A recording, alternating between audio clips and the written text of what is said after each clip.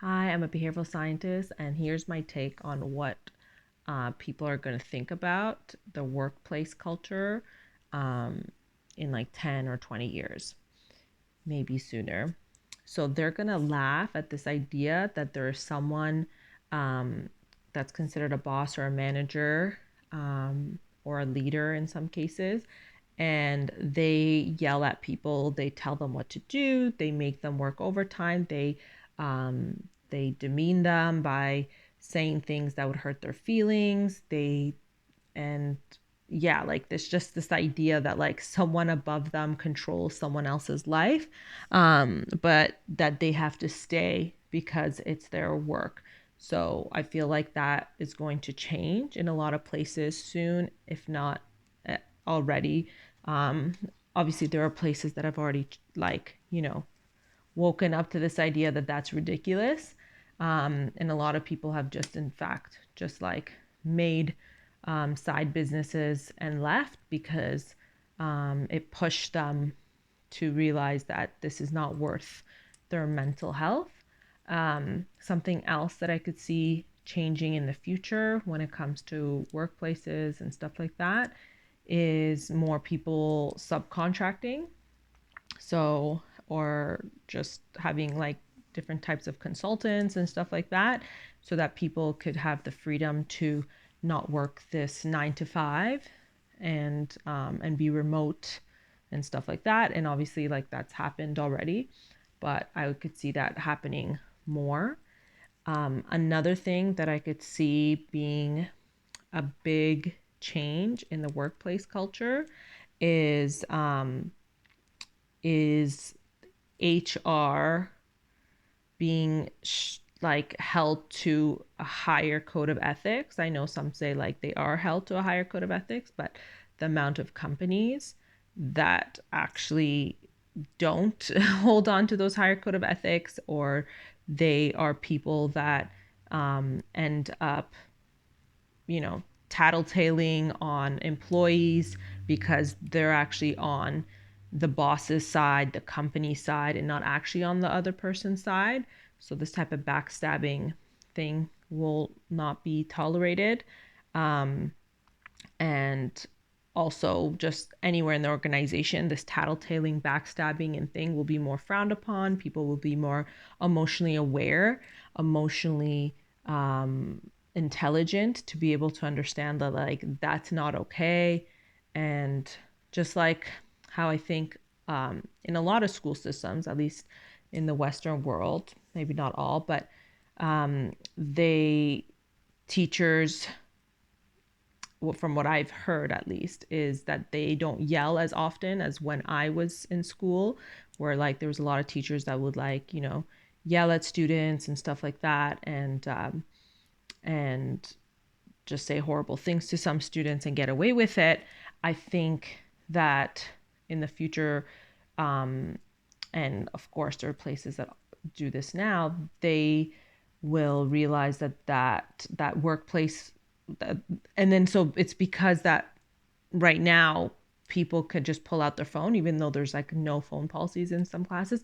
People can pull out their phone or sneak in their phone and take videos of teachers and stuff like that, and they will be held accountable. So seeing that in the workplaces and stuff like that, um, that it will trickle into that being, so that like people will have other options to be able to leave and to be able to work at better places, that people that are yelling and stuff like that will be held accountable. Either people will start videotaping them or something, um, or someone else will call them out because it just does not become a norm. And even just saying it out loud, um, it's like it's weird because it's like this idea that someone else, not even like your family member, not that that's even okay, is like they're yelling at you, talking down to you, and making you feel like crap. And so I could see that whole structure just changing, being demolished. Um, New generation of people are just going to be more emotionally intelligent, more emotionally aware, more wanting to be an entrepreneur, which does have you going through this like loop of like going through um, mental awareness of things. And a lot of people can become more conscious and aware when they become entrepreneurs. I'm not saying all, I'm not saying, but you can be more empathetic to the highs and lows of things in life. Again, I'm not saying all, but you experience a lot of things when you're when you're an entrepreneur, especially one that has failed many times and stuff like that, or even just failed once. Um, and and yeah, and so bringing people up, elevating people, women helping women in the workplaces, I would see that changing, if not already now. Um, Not being afraid to hire people that are smarter than you, which obviously everyone says during their speeches to hire people that are smarter than you, but not everyone does. I've been around people that do, and while their teams can grow, and some have grown like exponentially, their business have grown really well because they didn't feel insecure to hire someone smarter than them, or that could surpass them in certain regards. And so that's going to change. Of course, it already has in some businesses and stuff, but I could see that just being not a norm. All these things just not a norm.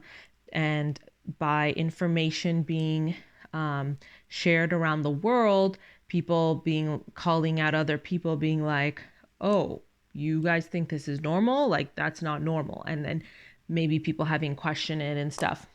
And obviously that's already happening now, but um, as more people are seeing a lot of similar content, um, it's becoming evident that like certain things are not okay, and people are having like a global consciousness about certain things, being like, okay, well, that shouldn't be allowed. Like, why are you guys putting up with this and stuff? And over time, it's like people growing up and seeing that like, oh, well, we don't have to put up with this, like this is not normal, and like maybe they move to another country or go somewhere else, work somewhere else if they're able to, or have a plan to put in place so that they could end up leaving that place, or talking to people who've already done it. And um, and there's already people obviously out there that do that, where they help people leave those types of places to be in more of a kinder, healthier workplace. So yeah, I could see that whole system just, and people just waking up to the fact of like, that's ridiculous that you think that just because you pay me that you own me. Like, it's not actual modern day slavery. And another big thing that I can't wait to see change, and I've already seen it change, and people creating that type of lifestyle is like obviously getting rid of that 9 to 5, and obviously people, the 4 day work week and stuff. I've talked about that like I think over 10 years ago now. And now that I see that it's like, a lot of places have incorporated that. Um, the funny part is like some of them still trying to force all those hours into 4 days. Like, that's not okay. Let's be honest, like people are not like 10 hour doing 10 hours of productivity a day, just like me right now. But it's more so that if you tell them what they need to do, when they need to do it, and charge them as such, then why do they need to stay that many hours and come back to work in workplace? I get the whole like trying to conform and create this identity and control people pretty much. Let's be honest.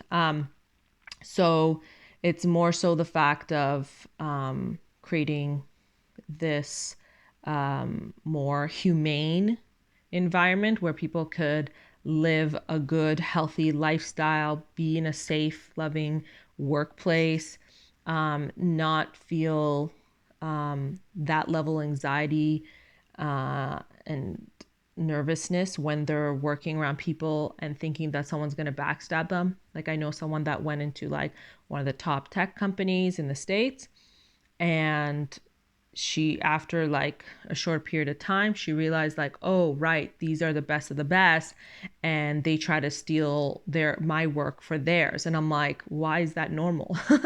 Why is that like a thing that's even like okayed, and no one's calling it out properly? Or if they are, why is it still happening? And it's still like, oh right, we're the best of the best. Like, that's not the best of the best. The best of the best are people that are kind, kind as well, kind, ethical, and have morals. So I could see that whole structure changing, and ethics, morals, all that, like people spewing this whole idea of like, oh, values and this. And I'm a big like a big advocate of that. Like, yeah, the values need to align and stuff like that.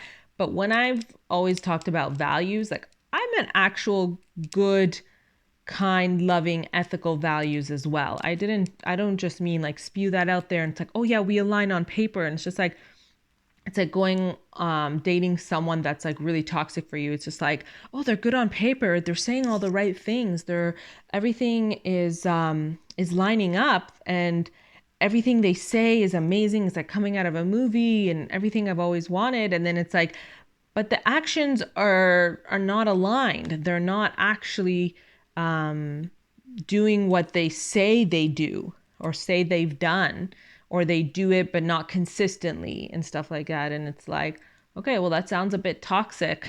And that person seems unaware that they're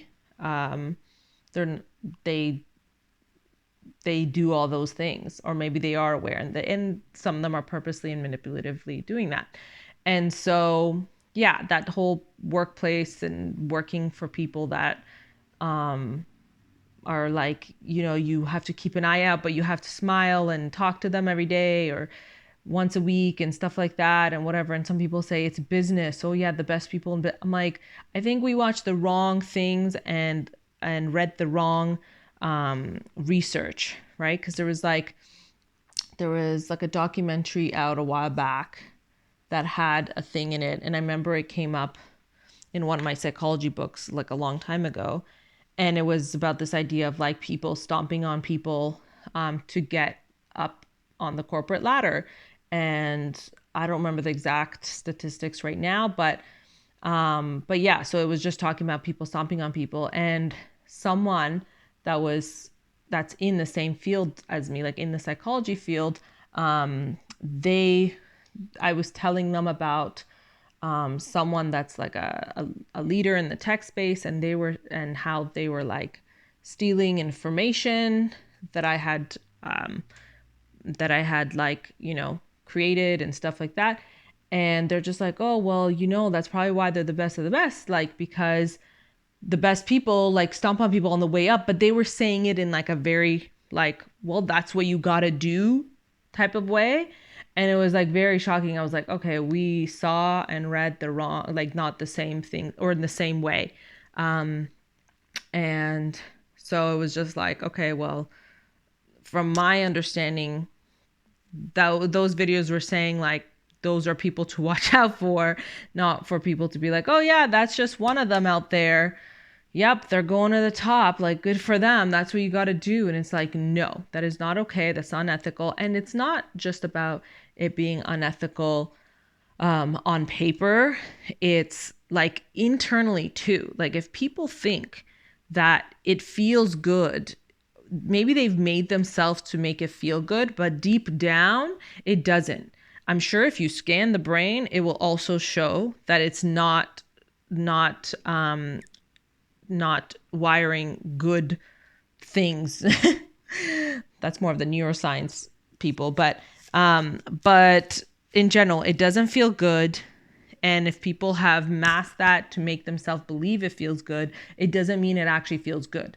They're just masking anxiousness and stuff like that. So it's like those things catch up with people, with health issues and stuff like that. And, people could always change, but they have to be really willing to change and take responsibility for those things and stuff like that. So, so yeah, so this is my prediction for workplaces. And yeah, and I just can't see the system continue on like this, as people start to create so many side businesses and stuff and continue to move into their own business or side hustles, or moving somewhere that's cheaper so that they don't have to work as long and stuff. And yeah, so I'm excited for it to be on a global scale. And yeah, so I hope I see you guys soon. Take care. Bye.